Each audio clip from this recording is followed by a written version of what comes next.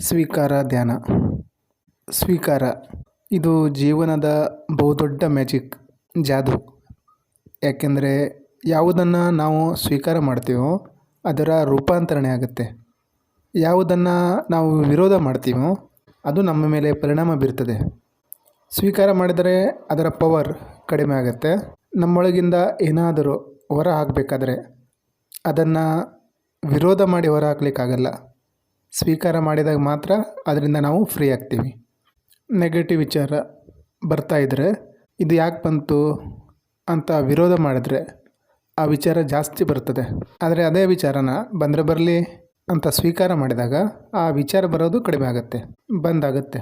ಇದನ್ನು ಪ್ರಾಕ್ಟೀಸ್ ಮಾಡಬೇಕು ಅಂದರೆ ಒಂದು ಆಸನದಲ್ಲಿ ಕೂತ್ಕೊಂಡು ಹೇಗೆ ಕುಳಿತಿದ್ದೀರೋ ಹಾಗೆ ಸ್ವೀಕಾರ ಮನೋಭಾವದಲ್ಲಿ ಕೂತ್ಕೋಬೇಕು. ದೀರ್ಘ ಆಳ ಉಸಿರಾಟ ಮಾಡ್ತಾ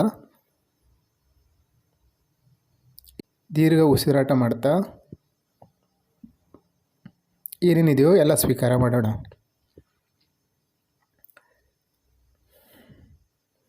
ಮನಸ್ಸಲ್ಲಿ ವಿಚಾರ ಬರ್ತದೆ ಹೋಗ್ತದೆ, ವಿರೋಧ ಮಾಡೋದು ಬೇಡ.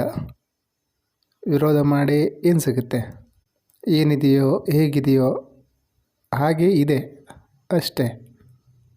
ಹೊರಗಡೆ ಮರ ಇದೆ, ಆಕಾಶ ಇದೆ, ನಾಯಿ ಇದೆ, ಏನೆಲ್ಲ ಇದೆ. ಅವುಗಳನ್ನು ನಾವು ವಿರೋಧ ಮಾಡಿ ಬದಲಾಯಿಸ್ಲಿಕ್ಕಾಗಲ್ಲ. ನಾವು ವಿರೋಧ ಮಾಡೋದ್ರಿಂದ ಏನು ವ್ಯತ್ಯಾಸವೂ ಆಗಲ್ಲ. ನಾಯಿ ನಾಯಿನೇ, ಆಕಾಶ ಆಕಾಶನೇ. ವಿರೋಧ ಮಾಡಿದಾಗ ನಾವು ದ್ವಂದ್ವದಲ್ಲಿ ಬೀಳ್ತೀವಿ. ವಿರೋಧ ಮಾಡೋದಂದರೆ ದುಃಖ ನಕ್ಕರದ ಹಾಗೆ, ಸ್ವೀಕಾರ ಮಾಡೋದು ದುಃಖನ ಓಡಿಸ್ದ ಹಾಗೆ. ಸ್ವೀಕಾರ ಮಾಡಲಿಕ್ಕೆ ದೊಡ್ಡ ಹೃದಯ ಬೇಕು, ವಿಶಾಲ ಹೃದಯ ಬೇಕು, ದೊಡ್ಡ ಮನಸ್ಸು ಬೇಕು. ನಮ್ಮ ದೇಹ ಹೇಗಿದೆಯೋ ಅದನ್ನು ಸ್ವೀಕಾರ ಮಾಡಿ. ಪ್ರಕೃತಿ ಈ ರೀತಿ ಕೊಟ್ಟಿದೆ. ದೇಹದಲ್ಲಿ ಏನೇ ಇದ್ದರೂ ಸ್ವೀಕಾರ ಮಾಡಿ. ದೇಹದಲ್ಲಿ ನೋವಿದ್ದರೆ ಅದನ್ನು ಸ್ವೀಕಾರ ಮಾಡಿ. ಪಾದದಿಂದ ತಲೆಯವರೆಗೆ ಎಲ್ಲಿ ನೋವು, ಸಂವೇದನೆ, ಚಿಂತೆ ಇದ್ದರೆ ಸ್ವೀಕಾರ ಮಾಡಿ. ಶರೀರದಲ್ಲಿ ದುಃಖ ಇದೆ, ನೋವಿದೆ, ಸ್ವೀಕಾರ ಮಾಡಿ.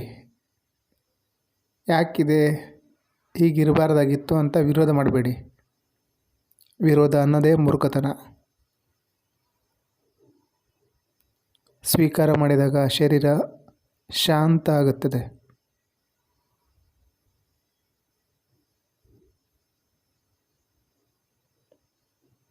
ವಿಚಾರನ ಸಮೇತ ಸ್ವೀಕಾರ ಮಾಡಿ. ಇದು ಒಳ್ಳೆಯದು, ಇದು ಕೆಟ್ಟದ್ದು ಅಂತ ಜಡ್ಜ್ ಮಾಡಬೇಡಿ.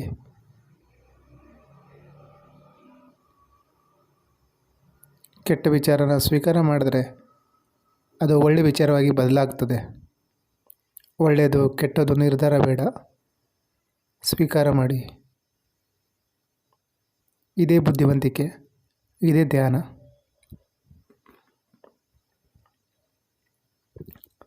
ಯಾರಾದರೂ ಮನ ನೋಯಿಸಿದರೆ, ಅದೇ ವಿಚಾರ ಬರ್ತಾಯಿದ್ರೆ ಕ್ಷಮಿಸಿ.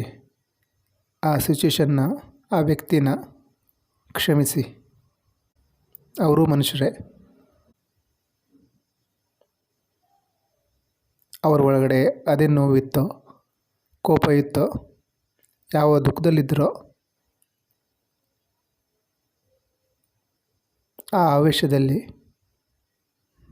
ನಮ್ಮ ಮನ ನೋಯಿಸಿರಬಹುದು. ಕ್ಷಮಿಸಿಬಿಡಿ. ನೀವು ವಿಶಾಲ ಹೃದಯದವರು, ದಯೆ ನಿಮ್ಮೊಳಗೆ ಇದೆ. ಕ್ಷಮಿಸಿ. ಆ ವ್ಯಕ್ತಿ ನಿಮ್ಮನ್ನು ನೋಯಿಸಬೇಕು ಅಂತ ಇರಲಿಲ್ಲ, ಅವರೊಳಗಡೆ ನೋವಿತ್ತು. ಅವರು ಅವರ ದುಃಖನ ಕೋಪದಲ್ಲಿ ನಿಮ್ಮ ಮುಖಾಂತರ ಹೊರಹಾಕಿದ್ದಾರೆ. ಅವ್ರ ಮೇಲೆ ದಯೆ ಇರಲಿ. ಗಂಭೀರವಾಗಿ ತಗೋಬೇಡಿ, ಕ್ಷಮಿಸಿ. ಇವರೇ ಅಲ್ಲ, ಯಾರ್ಯಾರು ನಿಮ್ಮ ಮನ ನೋಯಿಸಿದಾರೋ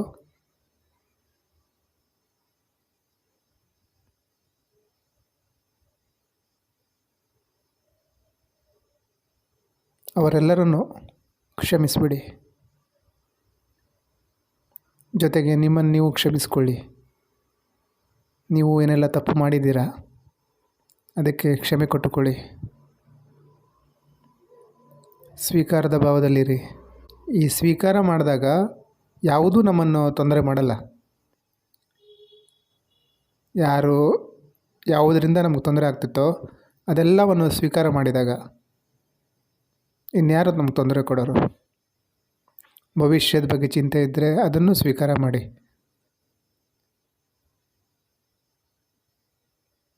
ದೊಡ್ಡ ಶ್ರೀಮಂತ ಆಗ್ಬೋದು, ಅದನ್ನು ಸ್ವೀಕಾರ ಮಾಡ್ತೀನಿ. ಭಿಕಾರಿ ಆಗ್ಬೋದು, ಅದನ್ನು ಸ್ವೀಕಾರ ಮಾಡ್ತೀನಿ.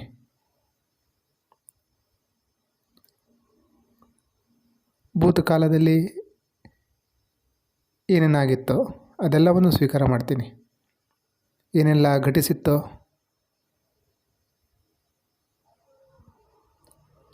ಅದೆಲ್ಲವನ್ನು ಸ್ವೀಕಾರ ಮಾಡ್ತೀನಿ.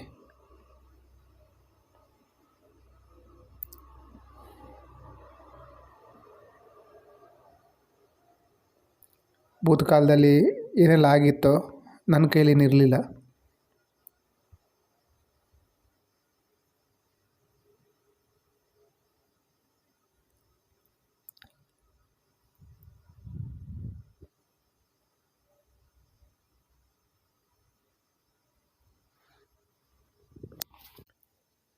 ಹಿಂದೆ ಆಗಿದ್ದನ್ನು ಬದಲಾಯಿಸ್ಲಿಕ್ಕಾಗಲ್ಲ. ಸ್ವೀಕಾರ ಮಾಡಿ. ಎಲ್ಲ ಸ್ವೀಕಾರ ಮಾಡಿದಾಗ ನಾವು ಶಾಂತಿಯ, ಆನಂದದ ಹತ್ತಿರ ತಲುಪ್ತೇವೆ.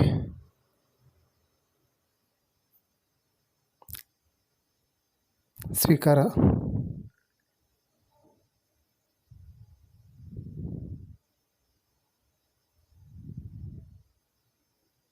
ಈ ಸ್ವೀಕಾರ ಮಾಡಿದಾಗ